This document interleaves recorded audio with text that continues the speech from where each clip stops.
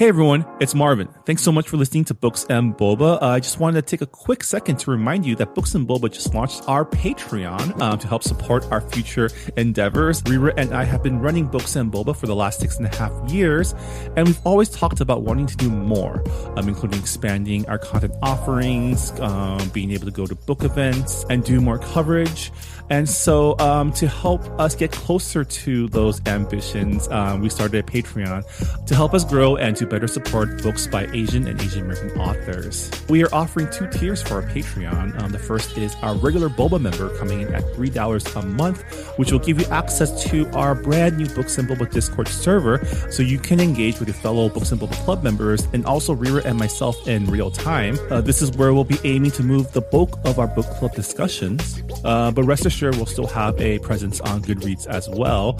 And our premium tier is our Honey Boba member tier coming in at $5 a month, where in addition to access to our Discord server, you'll also get access to our monthly Boba Chats, a bonus podcast where Rira and I and some guests will get together each month and have a more casual discussion on stuff that may or may not be book related, as well as answer some listener Q&A. Honey Boba members will also have access to a poll to help decide an official Books and Boba book pick once per quarter. So if any of that sounds interesting to you, support Books and Boba on Patreon by going to patreon.com/booksandboba. As always, Rira and I really appreciate your support. All right, thanks for listening, and I'm on with the show.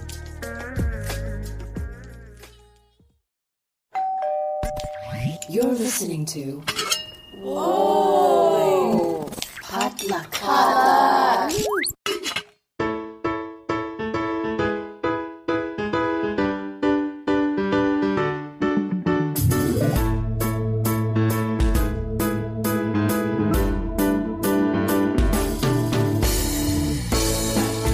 And you are listening to Books and Boba, a book club and podcast featuring books by Asian and Asian American authors. My name is Marvin Yue. And I'm Rira Yu. And we are here to discuss our June 2022 book club pick, Last Night at the Telegraph Club by Malinda Lo. This has been a book that's been on our radar for a while now. It won a ton of awards last year, including the National Book Award for YA Literature, the Stonewall Book Award, the Asian Pacific American Award for Literature, among others. So definitely a much lauded story that we're glad to be able to read for Pride Month. That's true. I didn't even consider that it was Pride Month when I picked this book. Really? I thought it was deliberate. No, it wasn't. I mean, we've read like this past year, we read a lot of books by queer authors for book club and also for author interviews.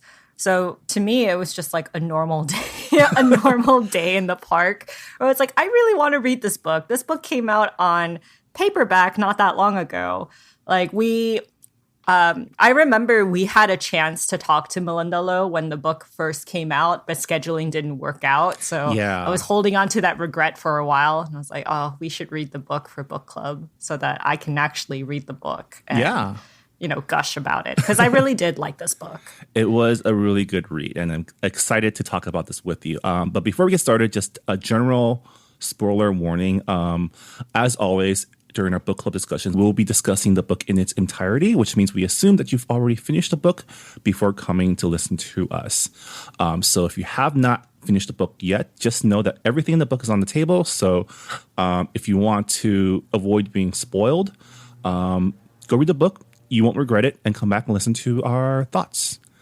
But with that, let's get started with our discussion. Rira, why don't you read us in with the book jacket description? 17-year-old Lily Hu can't remember exactly when the question took root, but the answer was in full bloom the moment she and Kathleen Miller walked under the flashing neon sign of a lesbian bar called the Telegraph Club. America in 1954 is not a safe space for 2 girls to fall in love, especially not in Chinatown. Red Scare paranoia threatens everyone, including Chinese Americans like Lily.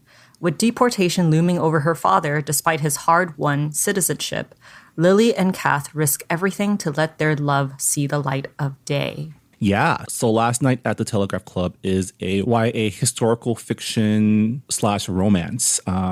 There's so much to talk about in this book. Not just the central romance between the main characters, but also the setting and just the general political shit show that was the 1950s that we're somehow hurtling towards again in 2022. Yeah, I mean, Reba, what did you think about the book?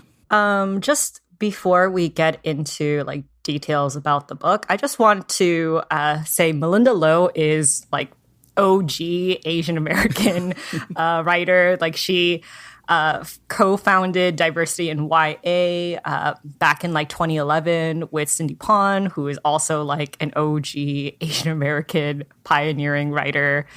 So many authors that we've interviewed on this podcast, they've also like said like Cindy Pon and Malinda Lo were great mentors to them.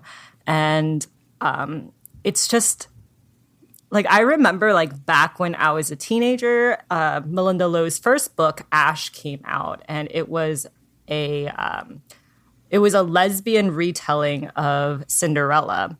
And I remember that being like really shocking to me because I lived in Georgia and, like gender studies was like not a thing. So I have like very poignant memories, like very sharp memories of like Malinda Lo and her career. And I was like really excited when this book was announced because I had never seen a novel about queer lesbians of color in like young adult literature. I'm not even talking about like queer Asian girls. I'm talking about like just queer people of color set in any time before the 21st century. And it was just so refreshing to me. It was so new. And despite a lot of the depressing historical context, I should say, it was very lovely to read. It was like very much a slow burn romance with a lot of like comfort in it, surprisingly. And I actually read this book through primarily the audiobook, and the audiobook was narrated by Emily Wu Zeller, who was phenomenal. Like her voice acting was so good. And like for characters who had like Cantonese and Mandarin accents, like she nailed those like perfectly. Like I had a really good time reading it. It was like a nice, I wouldn't say break, but it was just a very immersive and educational and pleasant experience. Yeah. I mean, I will say the central story is very like sweet, even though the setting itself was very stressful, right? Like this was a time when you couldn't be openly gay. This was a time when people in the LGBTQ community had to gather in places like nightclubs because that was the only place that was protected under the law, under like privacy laws, which again, like are all things under assault in like today's political environment. And I think reading this in June, in the middle of everything that happened in June, was really a really interesting time to take a look back at the 1950s, at how far we've come, but also how much further we have to go, really, right?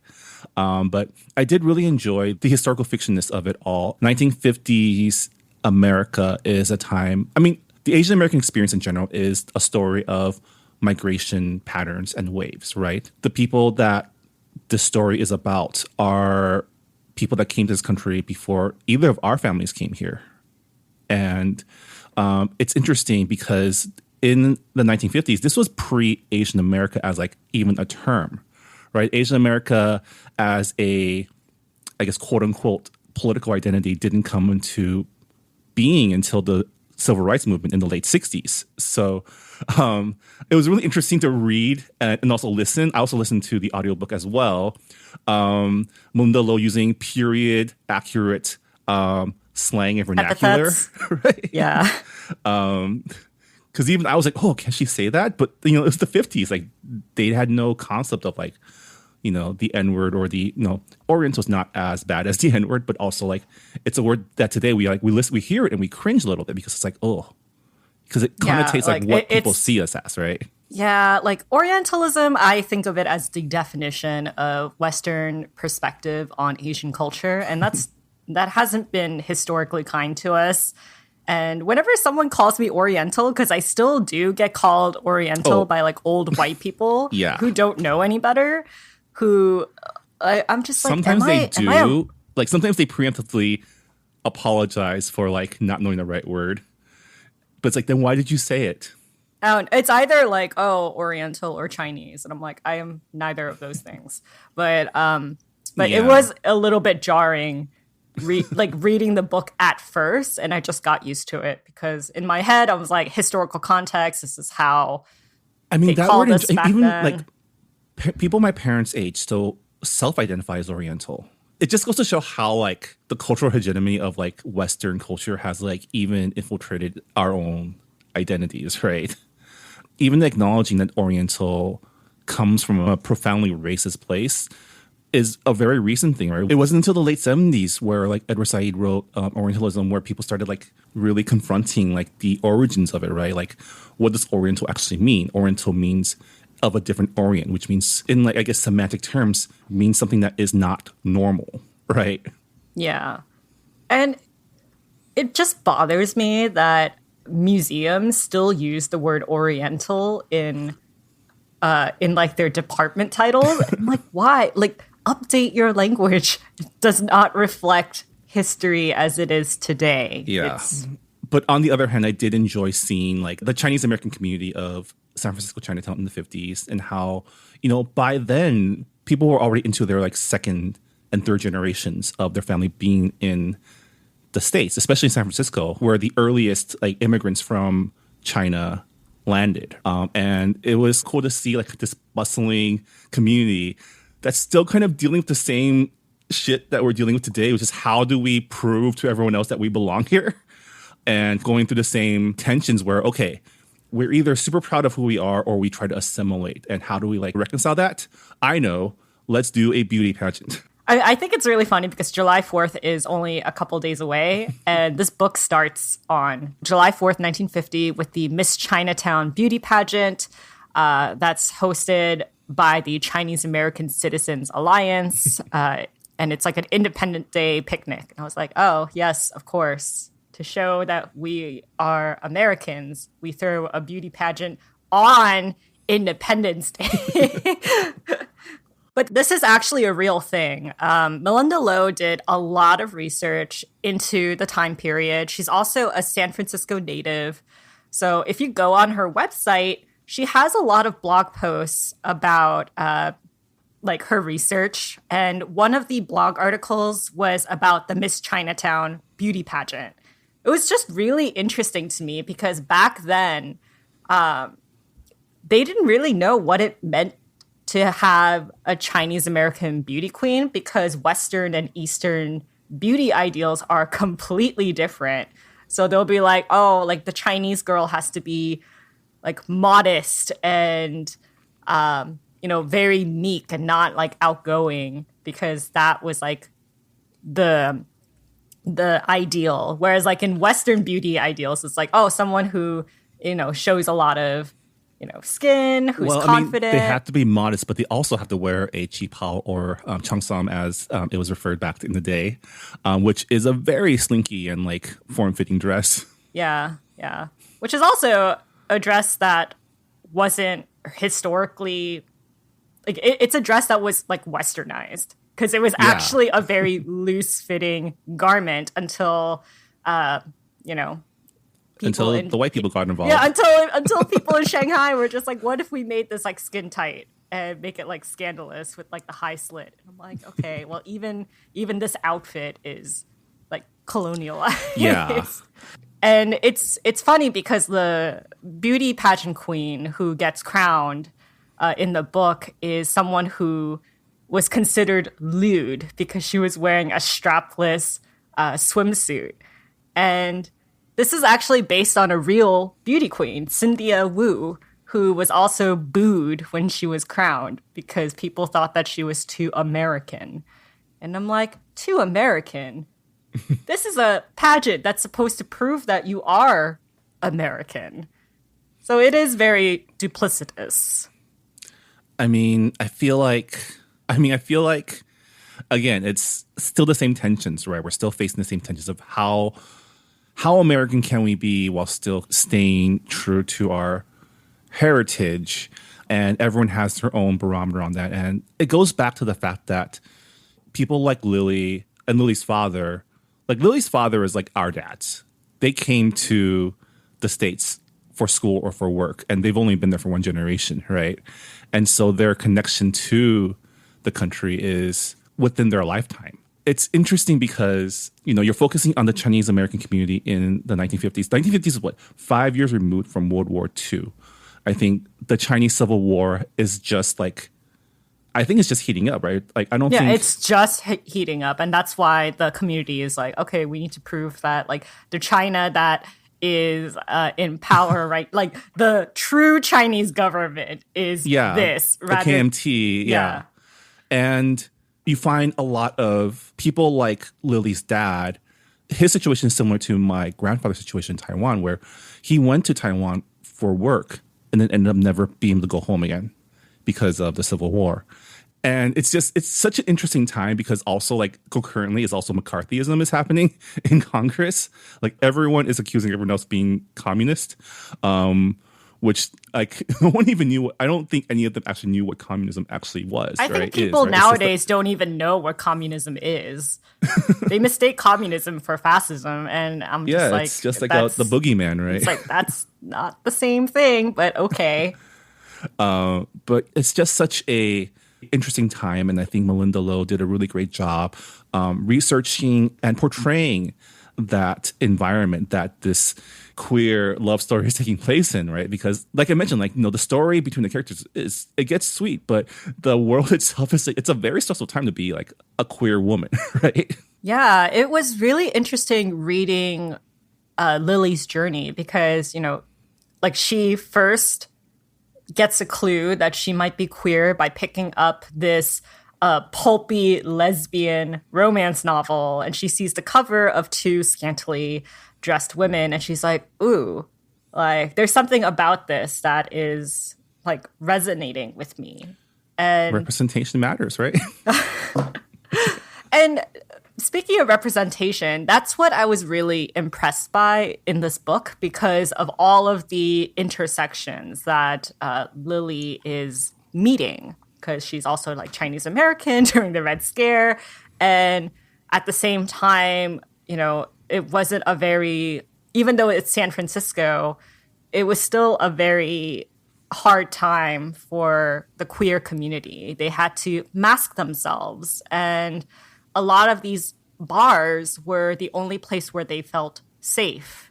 And I just thought it was really interesting that even in this safe space, Lily faced microaggressions and she had to code switch. And I was like, man, like, it just shows that, you know, just because you are of one marginalized group doesn't mean that everything, like, just kind of, it doesn't mean that you fit perfectly. Because even the way that some of the lesbians at the Telegraph Club discuss communism and the feds, it's just so casual. Whereas, like, Lily's like, this is actually, like, very scary for me and my family. My father's citizenship papers were taken and we can be deported at any time. We're always scared for our friends' families because they could just disappear. And that's, like, not even a concern for a lot of these patrons. So I thought it was really neat how Malinda Lo, like, added that extra layer that we don't really see in a lot of queer literature for young people. Yeah. I mean, the fact that her father was literally served in the U.S. Army, had citizenship, but was still threatened with deportation just because he might be associated with a suspected communist. That was, I mean, I want to say things have gotten better, but honestly, like, I've been threatened with getting my green card revoked when I was coming back to the country once by a border agent. Of course, yeah. I think he saw that I've been a resident alien for like 20 years and asked, like, why haven't you got your citizenship? You know you can take this away at any time, right? I'm like, what the hell? Yeah. And, you know, there are actually American citizens who have been deported in recent years. Like, think of adoptees, for example. Like, they have citizenship, but they still get deported anyway because of some, like, crazy loophole. So it's not it's not as far removed as we think, this threat. Yeah, like showing that you sacrifice or love this country is not enough for this country to love you back. Sometimes the country just hates you for some reason. And also, this was during a time where, like Japanese Americans were examined with such scrutiny because of World War II. So the Chinese American community is just like, oh, we are not Japanese. We're the super Chinese. We're the good Asians. So we've gone pretty far talking about the setting. Let's talk about the characters. Let's talk about our heroine, Lily. What did you think of Lily? Like I said, with a lot of I think Malinda Lo delivered on all of the nuance and intersections in an identity. You have Lily, who is not only, she's second gen Chinese American because her mother is also, she's American. She was born in America. So it's interesting because she's Chinese American. She's queer. She's also very, very intelligent and wants to work for JPL and wants to go to the moon. And this is during a time where women were encouraged to not pursue higher education for the sake of leaving jobs for cis white men. And also, it was during a time where women have to be extremely exceptional to be accepted into really nice colleges, because they're like, oh, only the top 5% of women in their graduating class can be accepted or even reviewed for their college application.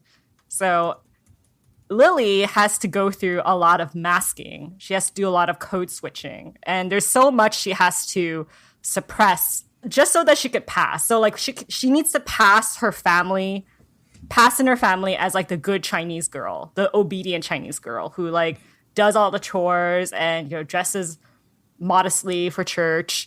And then with her friend Shirley's just well, why would you want to go to the moon? Why do you want to go to college? That's stupid. That's not something that women should be doing. And it's said out of a lot of jealousy, but that was the common way of thinking at the time when it came to women pursuing degrees in science and math. Yeah. I mean, we'll get to Shirley in a moment, I'm sure. Oh my God, Shirley. I love that Lily's dream was to become a computer at JPL, which I know what that means because I watched Hidden Figures because the women there were computers. And, back in the days, we didn't have this laptop that I'm recording this podcast on. They had actual people who had to do all the computations for the researchers at NASA and JPL.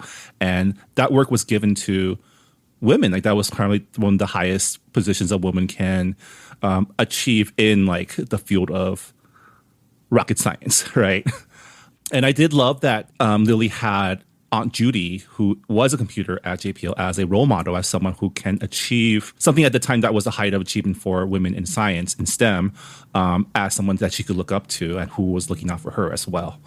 I thought it was also funny because Aunt Judy's oh, back in my day, I was the only woman in calculus. And Lily's just well, I at least have one other friend. And Aunt Judy's oh, it's good to have an ally.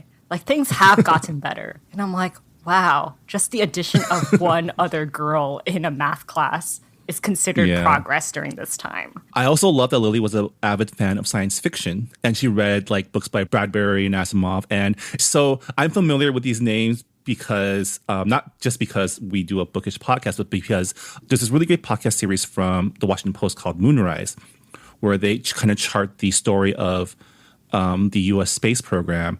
And the first few episodes is actually framed around the advent of science fiction and how that inspired a generation of rocket scientists, including Wernher von Braun, who is mentioned in this book as one of the heads of, I think, NASA at the time, who was also a Nazi rocket scientist that was able to overcome his, history of fascism by being someone that the Americans just really wanted to build rockets for them so they can go to space.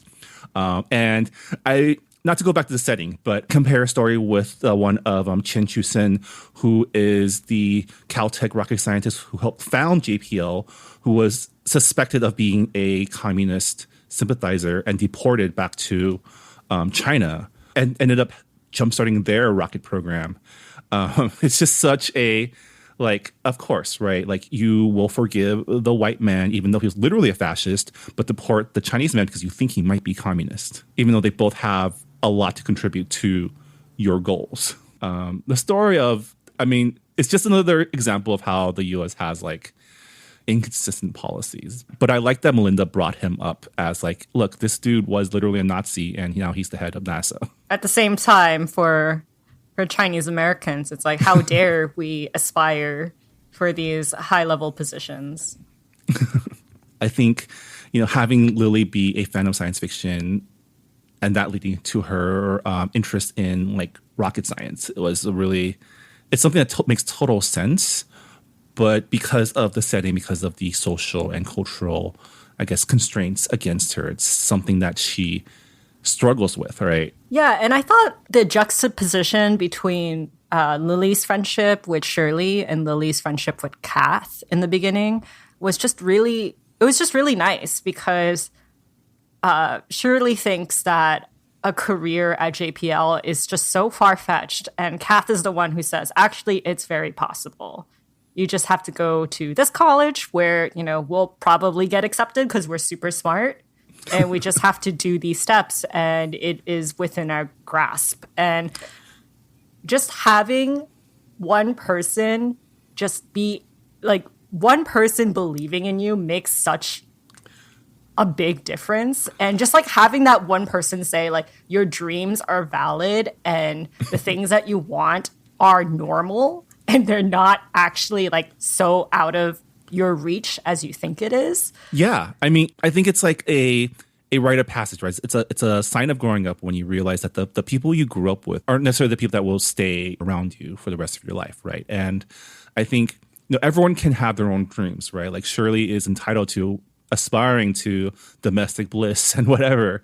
But I think what makes Shirley kind of an antagonistic character is that she forces her own dreams onto other people, which is the sign of, like, a toxic friend, right?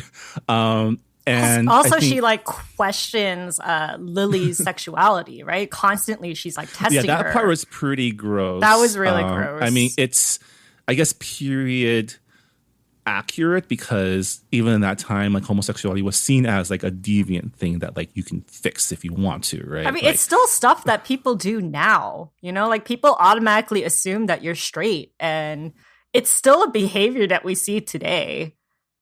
I mean, I guess we can get into just Shirley as a character being just, like, I wanted her to come around. Like, I wanted everyone to come around, actually, in the story, but I knew that they probably wouldn't because of the times, and because it's not a story about reconciliation with, like, the people around you. So it's a story about reconciliation within yourself, right? And, like, the fact that, like, she couldn't see the parallels between her dating, like, a suspected communist, which would also put her family in danger, and Lily being a lesbian, that was really frustrating to read, right? Yeah, I think Lily said it best towards the end of the book, where she says, Shirley doesn't want me making friends with other friends. And I'm like, oh my God, there's always that one person in your friend group who, wants to be your best friend and won't let anybody else, like, take that title, even though it's a stupid title to begin with, and you can have more than one best friend. I mean, she just wants change, right? It's the core of, like, conservatism is just things are fine as it is. Why would you want anything different? Why would you want something that's different from the rest of us, that's different from me? Also, just Shirley being someone from Chinatown and from, like, childhood, they've known each other for a long time. It's like, hey, like, I'm your best friend because, we both share the same identity. We've both gone through our families being threatened with deportation. We know, like, our culture. But at the same time, it's like Lily is allowed to be more than one thing. So when she's hanging out with Kath, Shirley's like, why are you hanging out with this white girl? Just doesn't make sense. Why are you so enamored with her? And it's like, well, like just because you share the same cultural background doesn't mean you're the same person and want the same things. And this is a mistake that a lot of people outside of our community make. I don't know if anybody has like experienced this, but just people being like, "Oh, you'll be good friends with this person because they're also Chinese American or they're also Korean American." And it's like, just because we share the same culture doesn't mean that we'll be best friends. It's just not. Everyone experiences their culture differently, and everyone, like, especially like, I don't have that experience of like, oh, you're the only two Asian kids in this entire class, so you two must be best friends. Or, if it's a guy and a girl, oh, you two are going to get married, right? But I do understand like the frustration of being told who you should be and the urge to fight against that. And growing up, that might be a way to form solidarity. But as you get older and start maturing, part of being a good friend is just being there for them and not expecting them to do what you want them to do all the time, right? Like, I think respecting people as individuals is one of the core, I guess, lessons you need to learn to become like a well-adjusted adult. Unfortunately, I think a lot of people miss the lesson. What did you think of Kath?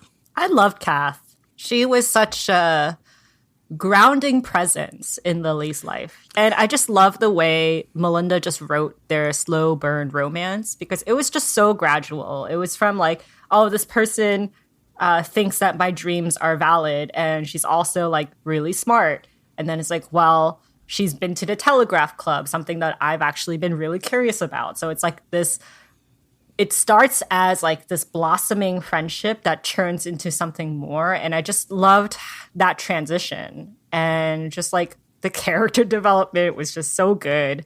And I love how Kath just, the fact that like she's already stigmatized in school because her friend was outed in like the worst possible way. But she's still able to carry herself with dignity. I was like, wow, that's like a lot of like respect there. Yeah. I liked that she was like a grounding presence for Lily to like hang on to, right? And also that she was Lily's guide into the world of like lesbian clubs in San Francisco, that she was just like super chill the entire time, right? She didn't really have any... Like she normalized everything, which is so reassuring, like, yeah, because like you're living in a culture, you're living in the days of people being like homosexuals are, sexual deviance, it's psychological illness, blah, blah, blah, blah.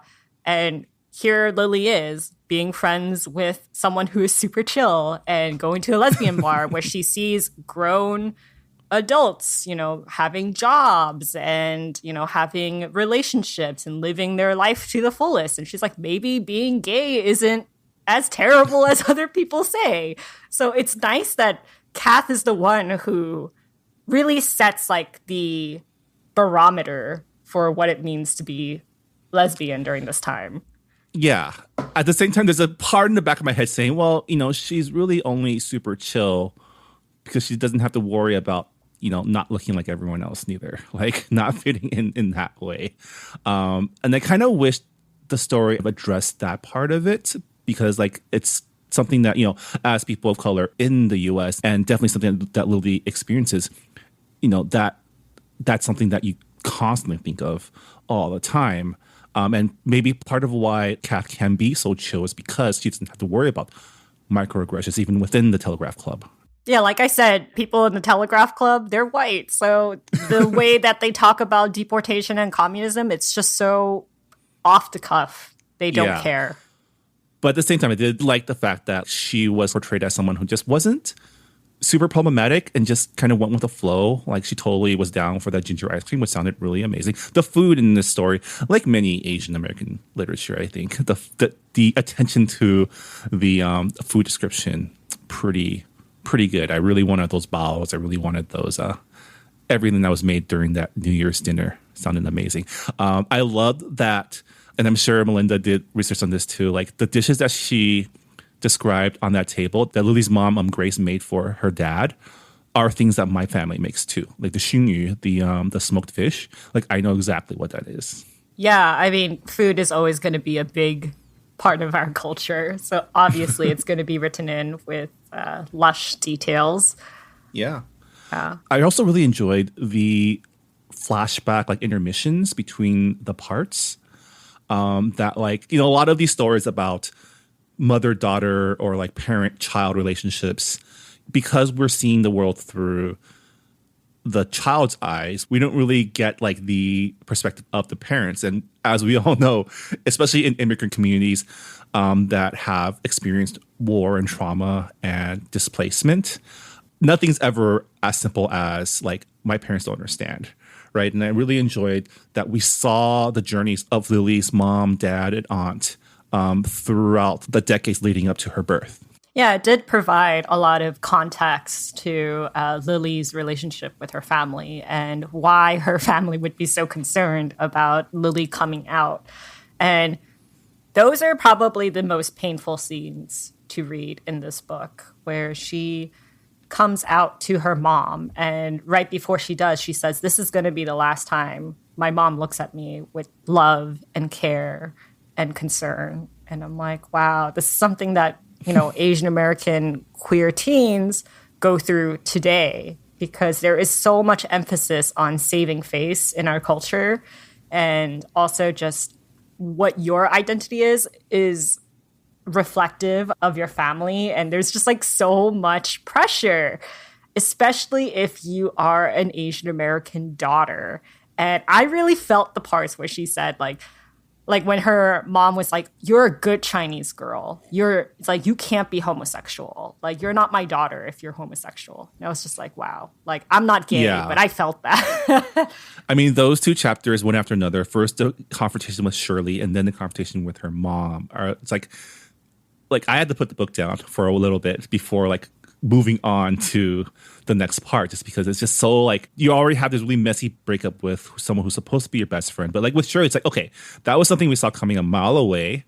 But the confrontation with the parent is always like, it's like a critical, important experience that I will never personally go through, but, to experience it through the eyes of this character that, we've seen grow through the whole entire book, and seeing, okay, it's all led to this confrontation where she needs to decide whether she wants to be true to herself or not. And she decides to be true to herself and face the consequences, no matter how heartbreaking it will be, right? And there's nothing worse than like feeling like your parents don't love you anymore. Yeah, especially if your parents are immigrants, because you know how much they sacrifice and you know how much harder of course it will be. They won't let you forget. Oh, they won't let you forget. Like, not even for 1 second. But like, she knows the complicated situation with her father in the citizenship papers, and she knows what it will mean if the authorities find out that she's queer and that she frequented a lesbian bar. She's like, oh my God, you add it's like, yeah, you add like communist suspicions with, sexual deviancy. Like, my dad's going to be out of a job and he's going to be out of the country. Like, there's no way to just hide that if I come out. And yeah, I think that is a fear that a lot of immigrant children who come out to their parents feel. That fear has not gone away. Yeah. I mean, there's a reason why a lot of queer youth become homeless, right? Because some of them do get thrown out of their houses. Some of them do end up on the street with no support system at all. What did you think about their solution of just shipping her away to Pasadena? It was such an Asian parent solution. And I don't know. I just knew that her parents were going to send her away. And, her mom blaming Kath for influencing her, for like bringing her to like the dark side. I was like, wow, like it's like this common perception that queerness doesn't exist in Asian spheres. And I'm like, there is a history of queer people in like China, Korea, Japan. Like, there are like literal gay communities that have been recorded in history, but essentially been like put in the footnotes because we want to pretend that that is not quote unquote our problem. So that was how much of that is also because of the spread of a certain religion? Yeah, that too. Yeah, the fact that they were Christian as well. Oh man, if you are East Asian and your family is deeply Christian, it is a rough road. I have a couple of friends from Georgia who came out, and they were only able to do that after college, after they moved out of their Christian family homes and they were in a more liberal state, and it still wasn't easy. And, if you think about it, like San Francisco was probably the most accepting of gay people back in the 50s. Because Lana, who is like one of the Lana, who's the partner of Tommy Andrews, the male impersonator / singer at the Telegraph Club, she says, "Oh, I'm from like Ohio, and I came to San Francisco because I heard that they were like kind to folks like me."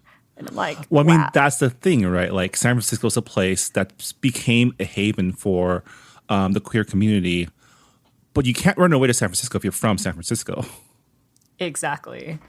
Like even quote unquote liberal spaces, like you still have to contend with a lot of like homophobia and racism. It just doesn't magically go away because you're in a liberal state or city.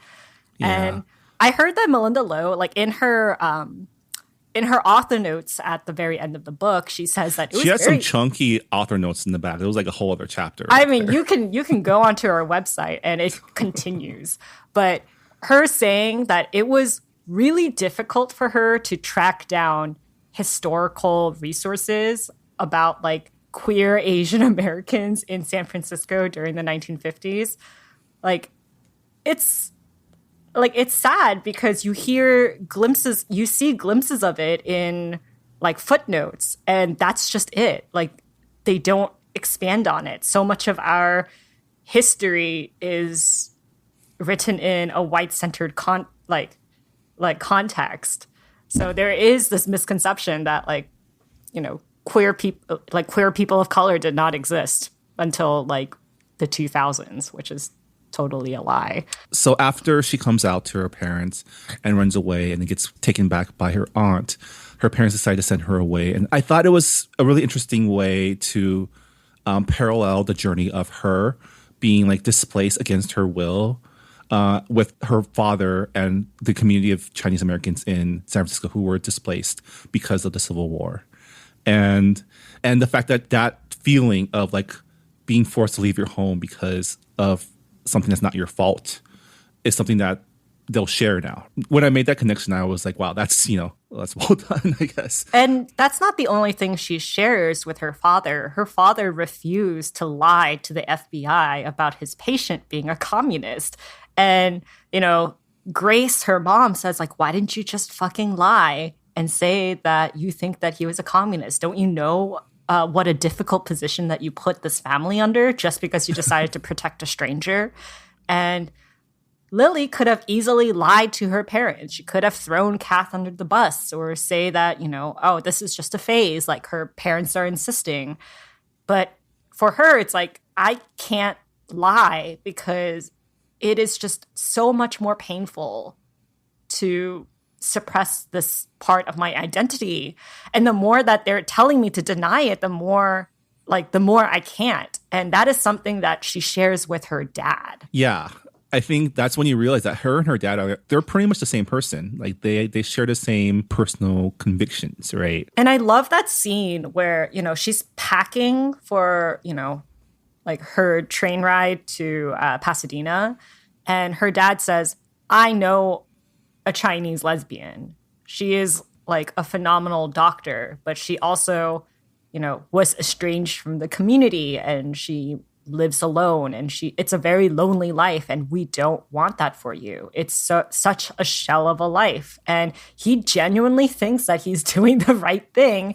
And you can tell that it's coming from a place of love, even though, his perspective on what it means to be gay is completely wrong.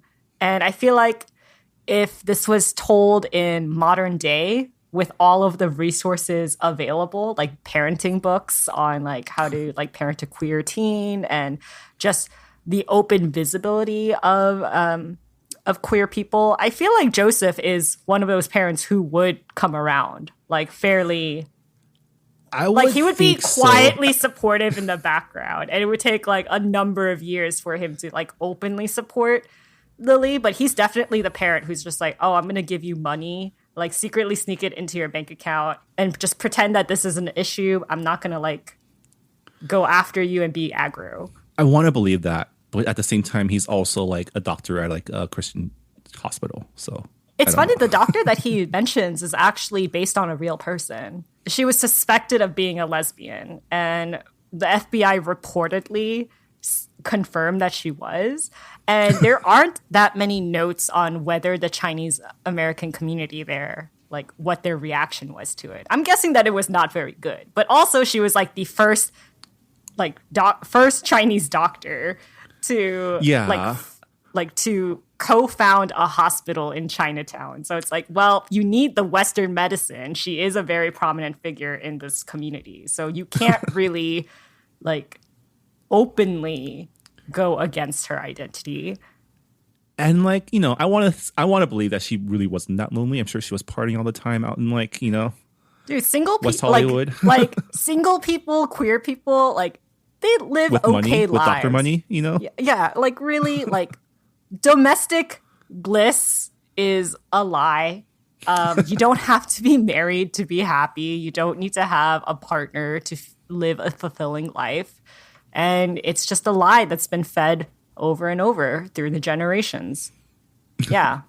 So as we conclude our discussion of last night at the Telegraph Club, any last thoughts? Anything we missed talking about? I feel like we talked about a lot, but there's also a lot in this book. Like, yeah, I feel like we could go on layers. for hours to just like dive into each subject with more nuance. But it's summer and we're both sweating, so we obviously can't, and we don't have the time to do that. Yep. I like the ending. I know that some people might disagree with it because it isn't, you know, like a straightforward happy ending. There's a lot of strings that haven't been tied. But I really liked it because it was realistic, but also there was hope to it because it's like, oh, they're growing up and, you know, they're still trying to find themselves. And it was just really, I don't know, it was just kind of like a warm, comforting hug before you say goodbye to someone, you know? Yeah. Like knowing that things will be okay no matter what shit you have to go through. Yeah, I really like the ending too. Like I said, it's not a book where I ever had hope of her reconciling with her parents or with Shirley, because that's just not how, especially in the 50s, how these relationships go. But the door to reconciliation is still open, right? As people grow up and people reconnect. I want to assume that one day her parents at least accept that their daughter is a lesbian and let her back into their lives. And I really appreciated the timeline at the end of the book where we learn that Lily eventually does work for JPL, right? Meaning that she is pursuing her dream still, and she is staying true to what she wants to do. It does make me think that, if her and Kath are still together, that Kath will probably move down to Pasadena because JPL is in Pasadena. There's no way she's like, going back and forth, right? Yeah. And Kath says at the end that, she likes the job that she has because she's working at an airport and she wants to be a pilot. So I'm like, sometimes you have different interests growing up and you grow apart. And I'm like, I don't know if this relationship is going to last, but like some of the characters in the books say, like, you never forget your first. And Kath was such a pivotal character in Lily's life, and I feel like that gratitude and bond is always going to be there. So yeah. So it has been teased that we will find out what happened to them in Malinda Lo's next book coming out in October, A Scatter of Light, which is being pitched as a companion piece to Last Night at the Telegraph Club, taking place 60 years in the future in 2013. So, now that I'm invested in this relationship, I'll totally read about another character just to see what happens to this character. So, but yeah, as like I'm not queer, but as like an Asian American girl, like I could relate to the whole like you need to be the perfect daughter, obedient, and anything that you do outside of this construct that we have created, you are just bringing shame to the family. And I like could definitely relate to that and the frustrations with it. And just the fact that gender norms in Asian culture is like, I feel like it's like twice as hard, because you're fighting two different battles at the same time. And I feel like Malinda Lo really captured that frustration really well with Lily and her thoughts. My one criticism about this book is probably the flashbacks to Grace, Joseph, and Aunt Judy. I like them, but I feel like I didn't get enough time with them or enough depth with them. I wish I saw more of Grace's chapter, because Grace was very interesting to me because she is born in America. She's training to be a nurse, and she wants to go back to China because Joseph kind of painted Shanghai to be like this wonderful place where she could, blend in and be important and make like an important contribution with her Western education. And having that fall out because of the political situation in China, like I feel like I wanted to read more about that so that I could have more of a context to Grace's relationship with her daughter. And with Aunt Judy too, I just like there was this one really great chapter with her where they're like where Lily is with playing the diorama, right? Yeah, the with the really diorama. And I feel like I could have used like maybe like one or two more chapters with Aunt Judy, because I think she's a fascinating character as well, who works at JPL, and she is one of like the pioneering women of science for like the Chinese women community. So I'm like, I wish I read a little bit more about these people, just so that I could have like a richer tapestry that I could like look into the family history, but it's not. It was exactly. already a about pretty them. hefty book, and I think, I would have loved to hang out with them more. But I think the glimpses that we got from them, like I kind of felt like we got the right amount. I know some people on Goodreads, not in our club, but like people on leaving reviews, a bunch of them said they didn't like the flashbacks at all. But I think it's because they couldn't relate to it. I kind of did some digging, and they all seem to be written by non-Asian people. Yeah. I mean, a big theme of this book is like being scared for your family and bringing and being scared that you'll bring shame to them. And it's such a big concept when it comes to Asian families. So of course you need the context, especially when most of your readers don't really know much about this time period as well. Because the American education system really glosses over a lot of like the McCarthyism and the immigration scare for our community. So, I mean, depending on where you live, I'm sure California covers it pretty well. But New Jersey and Georgia, no, we did not cover it like at all. I seem to remember a whole like section, like chapter dedicated to McCarthyism, and then we also read supplemental materials on it too. But I was also in AP US history, so that's probably why. I don't know how it was covered in regular history. Yeah. I think it's a testament to a good story that you want more of the side stories, right? Yeah. More side stories, more context, obviously. And because I'm an Asian American reader, it's like, of course I am invested in the Asian American characters more than the white characters in this book, despite the fact that they are part of a marginalized group too. But yeah, I mean, it is a intersectional book. Lily does deal with marginalization in like multiple ways. And obviously, Riri and I identify with one of those identities more than the other. But it was also a really good way for us to experience the other side as well, and to learn more about what life was like for the gay and lesbian community in San Francisco back in those days, where people didn't have the right to really be themselves in public. And also you have to think about a lot of, like, back then, interracial relationship, they weren't legal. Oh, yeah, this was pre-loving, too. Yeah, so you have that layer as well. So a lot of layers in this book. I think Malinda Lo did a great job. And Even as a straight reader, just like reading the slow burn romance, I'm like, yeah, this is exactly how it feels to have a crush on someone and to just gradually fall in love with them. I just thought that part was just so well done. And it's funny because in an interview, Malinda Lo said, I'm more comfortable writing murders than love stories. Well, let us know what you all thought of last night at the Telegraph Club on our Goodreads forums or on Twitter or on our Instagram. We always love to hear your thoughts on our book club picks. And like I said earlier in this podcast, definitely check out Melinda's website. The website URL is melindalo.com. And there's currently like 6 pieces on just like the research process. There's like a guide to Lily San Francisco, so literal places from the 1950s that she like took direct inspiration from.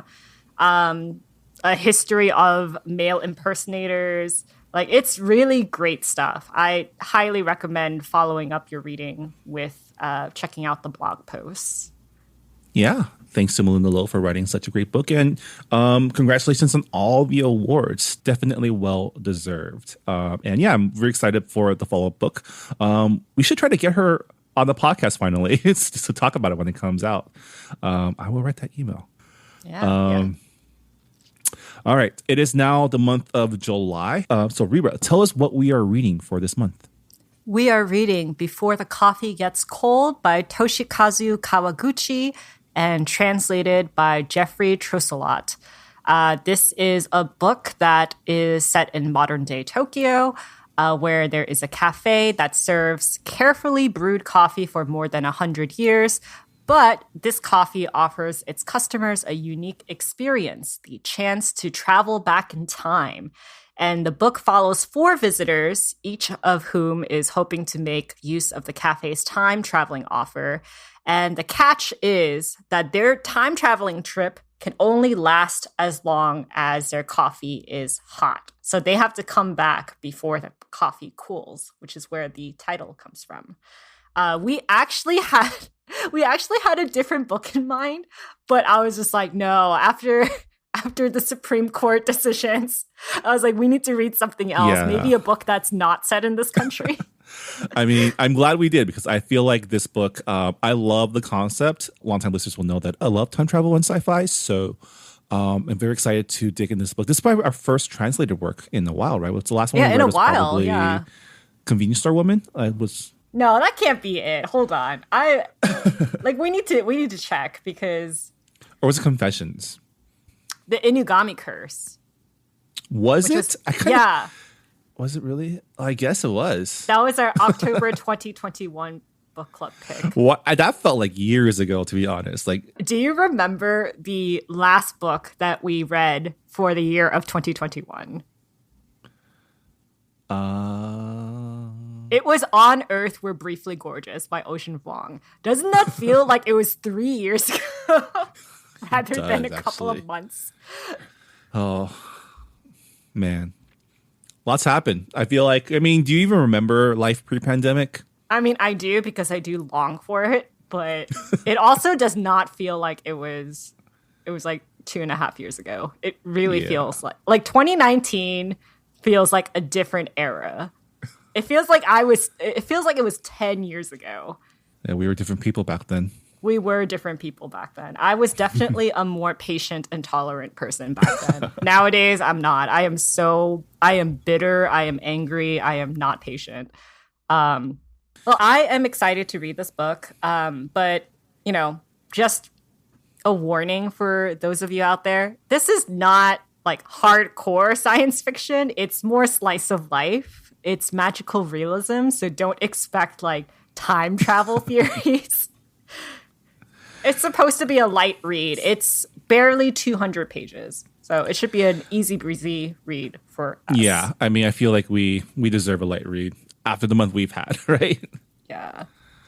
The book that I had planned for us was about motherhood and a government reform program for bad moms. And I was like, oof. That is not gonna.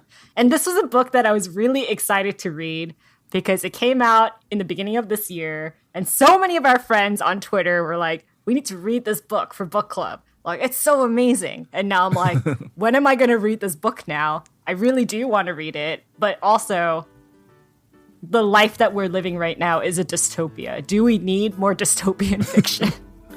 We'll circle around. We'll come back to it after a few months, maybe. Brownie points to the people who can guess what book I'm talking about, just from the hints that I've given out. All right. Well, thank you all for listening to our discussion of Last Night at the Telegraph Club by Malinda Lo. I hope you enjoyed listening along. And yeah, again, please leave us your thoughts on Goodreads. We always love to hear what you think. And yeah, we'll see you all next time on Books and Boba. Bye, everybody. Bye. Thanks for listening to Books and Boba. This podcast was hosted by Marvin Yue and Rira Yu and edited and produced by Marvin Yue. Follow the book club on Twitter and Instagram by going to @BooksandBoba and engage with us on Goodreads on our Goodreads group.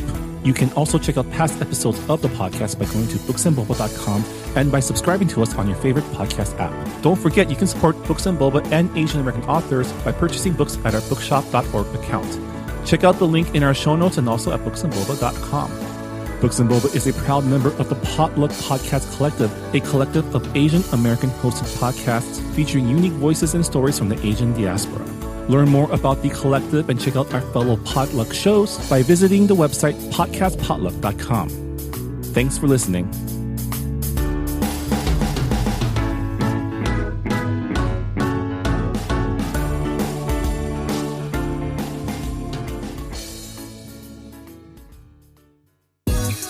Life gets a little crazy sometimes. Sometimes it's confusing, sometimes it's funny, sometimes it's beautiful, and sometimes it can just piss us off. Enter First of All Podcast. It's a safe space for real conversations about the things that we all struggle with, celebrate, contemplate, and work through in our daily lives. I'm your host, Mindy Chang. I'm an actor, filmmaker, and entrepreneur with a colorful background, a full life, and brilliant friends who I love to unpack life with to share with all of you. They are everyday people like you and me, ranging from award-winning artists, cultural icons, powerful CEOs, my hilarious childhood friends, and even my mom. Tune in for honest conversations on mental health, dating, sex, family, career, culture, and everything in between. Listen to First of All wherever you find podcasts, part of the Potluck Podcast Collective.